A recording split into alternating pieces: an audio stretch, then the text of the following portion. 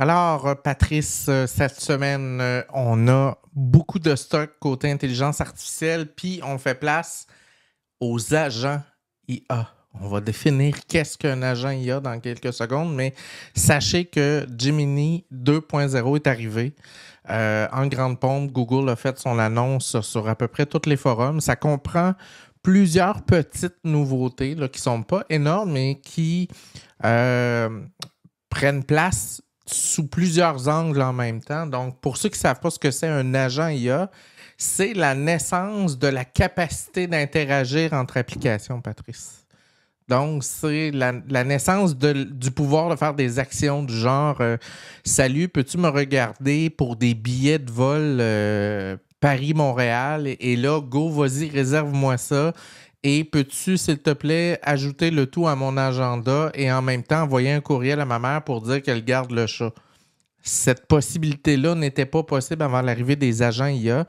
Et là, Google a segmenté ses agents, qui ont plusieurs noms, qui vont se spécialiser dans différentes branches, dans différentes capacités qui vont pouvoir agir. On va regarder un des premiers démos qui est assez intéressant, qui est un agent IA pour aider aux jeux vidéo. C'est vraiment impressionnant. Non, ça c'est toujours mes affaires à l'envers.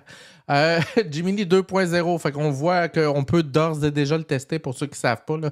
Ceux qui sont abonnés à Gemini, vous allez seulement que sur la version web. Dans les applications, ce n'est pas encore le cas. Et vous pouvez, dans le menu déroulant, sélectionner 2.0 expérimental flash. Paraît-il qu'il répond plus rapidement. Moi, je n'ai pas vu encore la différence, mais ça reste à voir. Et là, je vous montre la démo. T'entends bien, gars? Oui.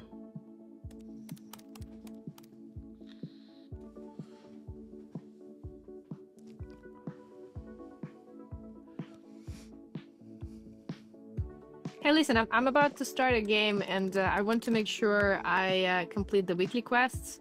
Can you see them? Donc là, elle est en train d'utiliser l'application Yes, qui reconnaît I can le see jeu them. Looks like you qu'elle need to joue. pick up 300 gems and dust 10 boss monsters. You've already got a head start on the 300 gems. Cool. I'll ask you to remind me about it during the game because I keep forgetting about it. Ça pose toutes sortes de Absolutely. questions, I'll keep an eye out Patrice. and remind you about the quests. Tu sais, So I c'est plan to c'est un go peu on an triché, là. attack, but first I need to train an army. So maybe you could recommend troop composition for my army. Based on your available troops and their quantity in the top left of the screen, we should train a mix of giants, barbarians, archers, and wizards. The focus should be on Oui, using Sébastien Lia giants to peut absorb voir, damage, while wizards peut can take out actuellement high voir damage les images. Ça fait un defenses, bout qu'ils and peuvent déjà. barbarians and archers can deal with the weaker buildings. All right. Tu sais, That sounds Patricia, aux good. Olympiques, Hey, I'm là, about to pick a character. pour savoir s'il triche, Can tu you fais do un a quick test. search on Reddit? What Mais is là, the meta? As in, like, what are the best Oublie ça. characters? Là, t'imagines, tu joues aux échecs, tu joues à whatever. Let me look that up for Tu you. joues à un I'll jeu, let tu you know dis what I find. peux-tu me donner le walkthrough pour pouvoir faire le tableau que je suis en From what train I de found on faire? Reddit, it looks like Shelly is a good character due to her knockback and self-heal. It's also worth considering Jessie and Ice Wizard, which are in the A tier. C'est in the sûr que ça recent peut être tier super list. cool pour Do you quelqu'un want me to comme go moi into qui est more push. detail on the tier list? No, il it's va good. avoir des, To il va sell your avoir des crops, manifestations go to de your gamers. roadside Là. shop. You can set the Okay, price and amount fine. you want to sell, then wait for buyers. Okay. Oui, puis pour Can you ta help me question find plus where the shop spécifiquement, is? Seb, I see the multiple les IA buildings here. pouvaient I'm very déjà confused. reconnaître des images, reconnaître les Your concepts shop dans is the une building with the awning conversation, towards dans the une lower photo, left corner of your l'analyser. screen. It has an C'est icon déjà, like a skull with red and white stripes C'est above it. déjà disponible Okay, can you remind pour me about the l'intelligence, quests again? Samsung, What do I need Pixel. to do? Tu peux encercler une image et lui dire qu'est-ce que tu vois dans cette image, puis il va te l'analyser. Il va te dire je vois Don't un forget about chat the qui est en train de quests. se You need to collect prélasser au 300 sol gems and dans un dust salon 10 boss faiblement monsters. éclairé, ces choses-là. Ouais, c'est vraiment très cool. Fait que, ben, c'est ça. Gemini embarque dans les agents et c'est pas un hasard, Patrice. Tous les autres ont fait les annonces à peu près en même temps. OpenAI, il va avec ses agents. Évidemment, Apple va embarquer dans la loupe. Tout le monde va embarquer. Fait que là, l'année 2025, je vous le dis tout de suite, là, c'est les agents IA, la capacité de faire des actions. Là, j'ai déjà, tu sais, moi, en activant la version 2.0 de Gemini, il m'offre déjà la possibilité d'activer expérimentalement l'agent sur mon Google Home. Ah oui. Fait que là, ça implique que je peux avoir une conversation avec Gemini sur mon Google Home puis qui va me répondre autre chose comme « Il fait présentement 22 à Montréal. » Il va tu sais, une conversation qui semble avoir un peu de fond. Je prédis qu'il risque d'y avoir aussi des bizarreries du genre « Oh, t'en as acheté pour 400 pièces. Oui. Des jugements. Des jugements avec des commentaires. Ouais, je sais pas à quel point faut faire. En tout cas, je vous dis, allez-y tranquillement, informez-vous, allez voir vos paramètres, parce que tu sais, des fois, hey, commande-moi donc, touk touk. Merci, c'est fait. Hein? Je viens de m'acheter un char. Ouais, c'est ça. Ouais. Fait que ça, c'était Google Gemini. Alors, si on continue, on a du côté d'OpenAI Sora qui a été annoncé, qui est le système de création de vidéos basé sur des prompts. Donc, c'est vraiment très, très hot. Il fait des images absolument capotées. Évidemment, ça coûte un bras, Patrice. Là, pour 20 tu as le droit à... C'est des extraits de 10 secondes en 720p ou 5 secondes en 1080. Puis là, si tu vas avoir le full potentiel, c'est 200 pièces par mois. Ouais, c'est ça. C'est très, très cher. Ils ont inventé aussi la possibilité de faire ce qu'on appelle des stories. Et ça, c'est quelque chose qui est super intéressant, qui s'en vient dans la création d'images. Comment on peut expliquer ça? Bien, imagine une story, Patrice, comme une bande de montage de vidéo dans lequel j'ai des cases, exemple, de 5 secondes, dans lesquelles je peux faire un prompt. Exemple, un plan en tombée sur une autoroute d'une voiture qui se déplace dans la montagne. Deuxième plan, la deuxième shot, la voiture arrive dans une entrée de maison, la personne sort de... Tu es capable de te construire un storyboard et éventuellement de créer une histoire vidéo. Je te vends pas le punch tout de suite, Patrice. Ça marche pas le diable. J'ai fait quelques expériences. Puis tu vas voir, ça donne des résultats pas tout à fait. Fait que ça, on voit ici la storyboard là, dans lequel tu peux construire des images. J'ai fait 3 expériences qui ont eu des résultats mitigés, je te dirais. Donc, évidemment, vous devez comprendre que je ne suis pas une personne qui maîtrise absolument les prompts parce que là, il est en train de naître sur les internets toute une génération de whisperers, de gens qui parlent à l'oreille de l'intelligence artificielle et qui sont capables de créer des histoires en mots et qui savent utiliser les bons termes pour arriver à ce qu'ils veulent. Moi, j'y arrive pas tellement, mais j'ai essayé ici un chat qui se roulait dans le gazon. Et ça commence bien, mais oups. OK. Là, à un moment donné, il se dédouble, il redevient un chat. C'est un peu particulier. Regarde ça, là. Oups. Ouais, c'est ça. C'est pas supposé faire ça. Pas dans le gazon. Celle-là est mieux. La Terre qui tourne. Un peu vite. On peut être étourdi, mais ça se tient presque. J'ai demandé de prendre notre logo puis d'en faire une animation. C'est pas super non plus. Patricia, juste remercier Edquake qui nous a envoyé 200 bits. Oh, wow! Merci Edquake. Merci. Très apprécié. J'ai vraiment pas vu ça passer. Merci à toi. Je viens de voir ça dans mon écran. Étant donné que je suis complètement déboussolé, j'ai plus mes 2 écrans. Je suis pris dans une petite écran à essayer de travailler toutes mes affaires. C'est assez difficile, je vous le dis. Alors, comme tu vois, Patrice, notre logo ne sort pas super bien en montage. On dirait un mélange de Firefox puis de... Ouais, un mélange de Firefox qui aurait pris un peu trop de champignons hallucinogènes. Ouais. Bref, c'est pas un franc succès. Alors, autre nouvelle que nous apprenons aujourd'hui, OpenAI, c'est la presse Citron qui nous informe de ça aujourd'hui, qui nous conseille fortement d'arrêter de faire nos recherches avec l'IA, Patrice. Ah oui? Oui, il est arrivé quelques petits pépins, entre autres à CNN la semaine passée, où quand Biden a gracié les prisonniers, puis son fils, ça te dit quelque chose? Oui. Ben, il y a une journaliste à CNN qui a eu la brillante idée de demander à ChatGPT « Hey, quand est-ce que c'est arrivé d'un autre président? » Puis là, ben, il y a eu une réponse. Mais cette réponse-là contenait quelques hallucinations. Fait qu'elle est allée écrire tel président a libéré telle personne et telle autre personne, telle affaire. Et comme ça venait de CNN, qu'est-ce que tu penses qui est arrivé? Tout le monde a cru. Oui, ben là, ça s'est partagé. ABC, CBC, ABS, name it, se sont tous mis à partager ça. Le problème, c'est que le nom de la personne qui aurait été libérée n'existe pas.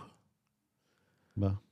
Fait que là, c'est ça. Fait que là, ils vous disent, faites attention parce que les IA ont encore un nombre assez important d'hallucinations et ça ne vous dédouane pas de faire vos propres recherches. Donc oui, c'est facile, ça vous donne des belles réponses, mais le problème avec l'IA, c'est qu'il n'aime pas ne pas savoir. Alors, il va tout le temps te donner des réponses. Là. Fait que si la réponse n'existe pas puis que tu as l'air d'insister, il va t'en trouver une réponse. C'est ça, il n'hésitera pas. Là. Fait que faites attention si vous devez remettre des recherches puis il n'y a pas de à remords. l'école. Hein? Il n'y a pas de remords. Il n'y a pas de remords. Là. Non, exact. Fait que c'est légèrement quelque chose à garder en mémoire. Donc, il faut faire attention. Autre chose inquiétante, Grok, Patrice, est rendu public. Le moteur de recherche de X, avant, il fallait payer. Maintenant, n'importe qui ne paye pas a un accès limité à Grok et peut créer des images et des vidéos. Et le problème, c'est que Grok est complètement débarré, Patrice. Tu peux y faire créer n'importe quoi, comme en témoignent les charmantes images que je te présente aujourd'hui. On a Tim Cook qui est en train de vendre un Pixel Android dans une boutique Android. Et on a, évidemment, Tim Cook dans l'espace. Et on a Sundar Pichai, qui est le CEO de Google, qui est déguisé en Genius. En postant, en train de vendre des Apples. Ça m'a pris 3 secondes de créer cette image-là. Super réaliste, mais elle n'existe pas. Fait que c'est charmant parce que là, c'est drôle, mais tu sais qu'on peut l'utiliser à toutes les sauces, puis on peut faire à croire à peu près n'importe quoi, du genre fais-moi Tim Cook qui est en train d'avoir une bataille dans un banc de neige, whatever, ou une image scandaleuse, et Grok va le créer. Donc, il va falloir réglementer rapidement parce que ça va devenir un problème. Puis je parie qu'il va y avoir des gens qui vont s'acharner sur Elon Musk pour créer différents types de... Oui, j'en ai créé une autre d'Elon Musk, d'ailleurs, dans la partie d'Elon tantôt. Elle est cute. Moi, j'aime bien ça, là, pour mon petit côté créatif. Là, ça permet d'explorer des nouvelles avenues. Mais dans les mains de la désinformation, ça peut créer des histoires moins drôles. Dans un autre ordre d'idée, Patrice, Windows 11 a son IA qui s'appelle Copilot. Et qui est doublé d'une fonction qu'on appelle Recall. Patrice, je ne sais pas si ça te dit quelque chose. Là, c'est un peu comme la fonctionnalité Time Machine, là, dans laquelle où tu peux explorer tous les fichiers avec des dates. Oui, Time Capsule, oui. Time Capsule, excuse-moi. Et ça fait la même affaire. C'est-à-dire que ça prend des images de tout ce que tu fais. Donc, si tu fais une tape à l'écran, enregistrer un fichier, ça l'enregistre. Mais ça ne fait pas juste ça, Patrice. Si tu fais une copie d'écran de ton mot de passe de compte de banque, il l'enregistre. Oh. En clair. Ah ben oui. Pas protégé, pas encrypté. J'ai-tu un son pour ça? Attends une minute. La poudre de magie. Il va falloir que vous répétez ça. Il va falloir que vous réparez ça, Microsoft. Ça n'a pas de foutu sens. Alors... Sinon, ça va devenir une alerte geek, là. Oui, une alerte geek, c'est vrai. On va falloir mettre ça à un moment donné. Hey. Fait que c'était ça, moi, pour Mia cette semaine. Patrick, je pense que tu en as 3-4 aussi. Moi, j'en ai quelques-unes, oui. On va regarder ça ensemble. La première, c'est pourquoi le Canada a besoin d'un système informatique d'IA public pour tous. Et c'est un chercheur, un étudiant au doctorat à l'Université Concordia qui a écrit une lettre d'opinion dans Le Devoir. Et essentiellement, ce qu'il dit, c'est que il y a une disparité présentement entre les pays et au Canada qui peut accéder à la capacité de traitement pour des besoins de recherche en utilisant l'IA. Il dit qu'il y a une disparité qui est importante. Il dit que ça peut mener à ralentir, voire à ne pas permettre certaines recherches de voir le jour, que ce soit au niveau de la santé, que ce soit au niveau de l'énergie. Et les chercheurs à travers le pays disent qu'il faut trouver une façon de rendre accessible la capacité de traitement. Un genre d'open source. Bien, d'open source, d'infrastructure, là. C'est-à-dire que ce temps machine-là soit disponible pour les chercheurs et non pas juste pour qui a les moyens de se payer le temps machine pour pouvoir utiliser ces serveurs-là un peu partout. Donc, il prenait l'exemple de l'Université de Toronto. Il y a eu une percée au niveau leur équipe à l'Université de Toronto a utilisé l'apprentissage automatique pour réduire le temps de développement des médicaments. Et ces scientifiques affirment que le modèle d'intelligence artificielle ont besoin de grandes quantités de données pour arriver là, pour être performants. Sauf que pour avoir accès à ça, il faut avoir accès à la capacité de traitement. Donc, c'est vraiment important que ces chercheurs-là aient accès à ça. Donc, il dit qu'une infrastructure informatique financée par des fonds publics pourrait alléger les coûts pour les petites entités, tandis que les grandes entreprises pourraient payer pour y avoir accès. Donc, l'idée ici, c'est de dire, oui, ceux qui ont de l'argent pourraient payer, sauf qu'il faut réserver une partie de ce temps-là pour de la recherche de façon à permettre à faire avancer la recherche et aussi l'économie qui est liée à ça, parce que ça peut engendrer de l'investissement important au niveau de l'économie. Donc, je trouvais que c'était un point de vue intéressant de plaider pour finalement un accès plus libre au niveau de l'IA, au niveau des recherches. Deuxième nouvelle que j'ai pour vous, qui, elle, est dans RFI. C'est l'annonce que Google s'apprête annonce une percée dans l'informatique quantique, avec le nouveau processeur baptisé Willow. Et j'ai la petite vidéo qui résume un peu ce que ça fait. C'est pas mal capoté. On va regarder ça ensemble. The systems behind our universe are quantum mechanical. They shift and change with the problems they're tasked to solve, exploring a vast array of options all at once. And like nature, quantum computing is responsive to the environments it works within, leading us to new breakthroughs for tomorrow's most challenging problems. Introducing our latest quantum computing chip, developed to learn and evolve like the natural world around us. Quantum Willow, AI. from Google Quantum AI. Hi, I'm Julian Kelly, Director of Hardware at Google Quantum AI. And today, on behalf of our amazing team, I'm proud to announce Willow. Willow is Google's newest and most powerful superconducting quantum computing chip, and the next step in our path towards building large-scale quantum computers and exploring their applications. I have been fascinated with quantum computing since I first experimented with qubits in 2008. And since coming to Google in 2015, it has been a dream to make our mission a reality, building quantum computers for otherwise unsolvable problems. We launched our first chip, Foxtail, in 2017, followed by Bristlecone in 2018, and Sycamore in 2019, which powered our milestone 1. The first quantum computer to surpass the best classical supercomputer on a computational task, random circuit sampling. Over the years with Sycamore, we have been able to squeeze a remarkable amount of performance from our hardware, including achieving a scalable logical qubit in our milestone 2. But we've ultimately been limited by quantum coherence times, the length of time qubits maintain their intended state. With Willow, we've made a huge step forward. We've increased quantum coherence times by a factor of 5, going from 20 microseconds in Sycamore to 100 microseconds in Willow. And we've accomplished this all without sacrificing any of the features that made our systems so successful. This advancement was enabled by our new dedicated superconducting quantum chip fabrication facility in Santa Barbara, one of only a few in the world. Donc, juste pour vous rappeler qu'il y a plein de compagnies qui se lancent dans la conception de puces. Google est un joueur, Nvidia est un autre joueur, Apple est un joueur, vous allez voir tantôt. Il y a d'autres joueurs qui rentrent dans le marché. Donc, c'est fou, là, la course à être capable d'avoir la capacité de traitement la plus intéressante au niveau énergie, au niveau capacité pour être capable d'aller chercher ce segment de marché-là. Là. We're seeing exciting developments coming from Willow, which has already surpassed Sycamore's breakthrough demonstrations.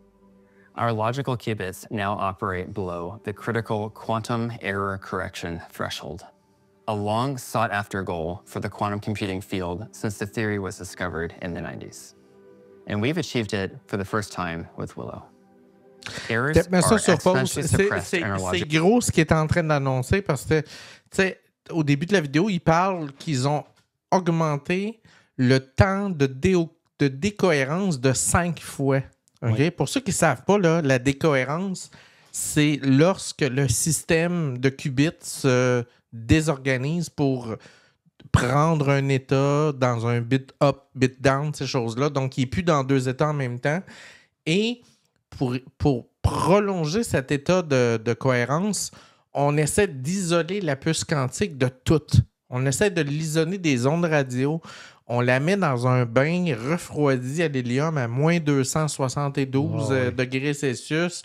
On essaie de la suspendre dans un champ magnétique. Bref, on essaie d'y créer une espèce de vide de tout autour pour prolonger sa décohérence. Donc, d'être capable d'aller à 5 fois plus long avant qu'on tombe en décohérence. Mind-blowing. Là. Il va vous montrer tantôt comment c'est fait. Là. Qubits, as error rates are halved each time we add physical qubits in scale from distance 3 to 5 to 7 surface codes. Additionally, our logical qubit lifetimes are now much longer than all of the lifetimes of the physical qubits that compose them. This means that even as we make our quantum chips larger and more complex by adding more qubits, we can use quantum error correction to actually improve their accuracy. We've pitted Willow against one of the world's most powerful supercomputers with the random circuit sampling benchmark. The results are pretty surprising.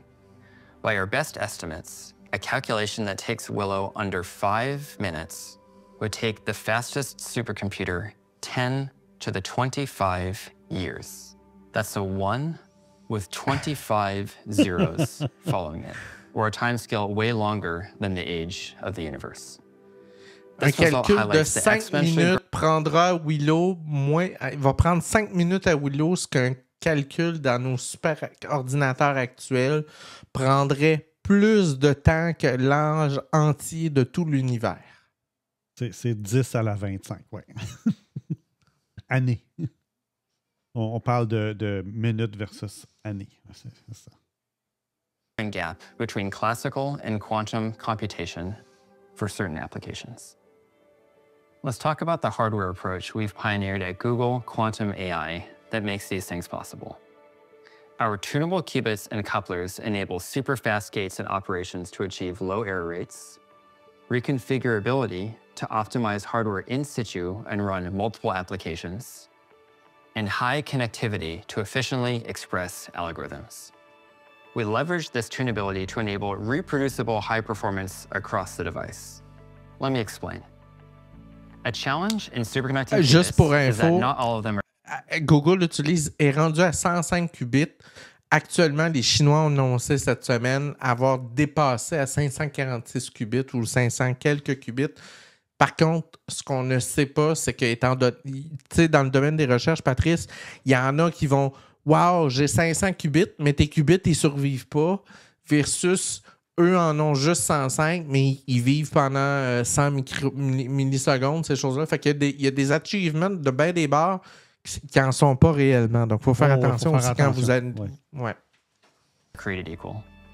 Some are outliers with uncharacteristically high errors. But here's where our tunable qubits really shine. We're able to fix these outlier qubits by reconfiguring them to perform in line with the rest of the device. And we can go one step further by having our researchers use tunability to continuously develop new calibration strategies that push errors down across all qubits with software. Let's quantify this and nerd out for a minute on quantum computer tech specs. We have number of qubits. Connectivity is the average number of interactions each qubit can perform with its neighbors. we quantify error probabilities for running simultaneous operations. Single qubit gates, 2 qubit gates, and measurement. Coherence time measures how long each qubit can retain its information. Measurement rate is how many computations we can run per second. And application performance is a full system benchmark. Willow hits a sweet spot across the full list. It has a large number of qubits with high connectivity and can run diverse applications. We measure low mean error rates across all operations with multiple native 2 qubit gates. We have greatly increased T1 times. We have very high measurement rates, and Willow is below the error correction threshold and performs random circuit sampling far beyond what is possible with classical computers. Looking to the future with Willow, we continue our journey towards building large-scale and useful error-corrected quantum computers that will push the boundaries of science and the exploration of nature. With future commercially useful applications in areas like pharmaceuticals, batteries, and fusion power, we are excited to solve the otherwise unsolvable problems of La tomorrow. météo. Ouais. Puis, Ouais, c'est c'est fou, hein? écoute, Patrice, la semaine prochaine, je vais vous en parler. J'ai pas eu le temps, mais là, il y a des entreprises live qui sont en train de développer. Une entreprise, entre autres, là, que j'étais en train de monter un reportage, est en train de préparer ce qu'on appelle des puces photoniques. Et là, sont capables, au lieu d'avoir la RAM séparée de la puce, de la stacker par-dessus puis de faire communiquer le CPU via la photonique avec des guides optiques à l'intérieur de la puce. Puis là, ils prévoient que d'ici 5 ans, ils vont être capables de faire la même chose dans des centres de traitement de données. Parce qu'un des problèmes que tu as, Patrice, exemple avec Grok, Elon Musk a empilé 100 000 processeurs GPU NVIDIA pour pouvoir traiter son intelligence artificielle. Mais là, tous ces NVIDIA-là sont tous connectés filaires Oui, c'est ça. entre eux. Puis c'est là qu'il y a le goulot d'étranglement parce que, tu sais, une fait un traitement, le deuxième fait... Puis là, ben, t'es pogné pour attendre et ça coûte de l'énergie. Mais imagine que toutes ces petites bebelles-là communiquent entre elles de manière photonique. T'as plus de temps de réponse, t'as plus de chaleur, t'as plus... Et on est à l'orée d'une explosion en termes de coûts, de diminution en termes de coûts, de dépenses énergétiques, de tout. Les gens disent « Ah, ça coûte cher. » Attendez, c'est que le début. Oh, effectivement. Puis ça remet en perspective sur un autre sujet, l'entente que Hydro-Québec et le gouvernement du Québec a eue avec Terre-Neuve. Avec Churchill Falls. Même s'ils vont payer 20 fois plus cher l'électricité à la source, sur 50 ans, la demande va tellement être forte que ça va être stratégique comme investissement. Donc, c'est à surveiller de ce C'est un gros côté-là. coup qu'ils ont fait à Churchill Oh, Falls. oui, oui, il ne faut pas se le cacher. Là. Et dernière nouvelle que j'ai de mon côté, c'est Harvard qui publie un vaste ensemble de données gratuites de formation à l'IA financées par OpenAI et Microsoft. Donc, c'est 1 million de livres qui sont libres de droit, qui ont été mis à la disposition des engins d'intelligence artificielle pour être capable de les entraîner. Harvard a produit ce lot-là d'informations qui est accessible. Je crois que c'est gratuitement. Donc, n'importe qui a besoin de faire entraîner avec ce type d'informations-là un modèle d'intelligence artificielle va pouvoir se connecter, l'utiliser et ainsi être capable d'en générer le maximum. C'est basé sur les fameux livres que Google avait numérisés pour l'accès. Les Google Book Scholar puis ces affaires-là. Oui, c'est ça. Donc, c'est basé là-dessus. Donc, c'est une bonne nouvelle. C'était dans Wired. Donc, très, très, très bonne nouvelle. Mais ça, c'est un autre marché, Patrice, qui risque d'être ébranlé. Parce que là, l'IA hallucine encore. Oui. Mais rajoute un 5 ans, là, mais qu'on ait maîtrisé cette manœuvre-là. Là. Ouais. Puis qu'on n'est plus dans l'hallucination. Puis que là, tu dis à ton assistant, « Salut, je veux apprendre à coder le Python. Je connais rien, je suis vraiment pas génial comme personne. Ça fait plusieurs mois qu'on discute. Tu sais à quel point j'apprends pas vite. Tu peux-tu me faire une formation sur 200 heures? Puis on commence demain, tu me fais la première heure. Ben, imagine toute l'industrie d'enseignement. Ça ne va pas disparaître. Mais il y a un paquet de gens qui ont leur gagne-pain dans « je vais t'enseigner ça », des universités en ligne, tout ça. Alors là, je sais pas, mais on assiste à d'autres choses. Là. Effectivement.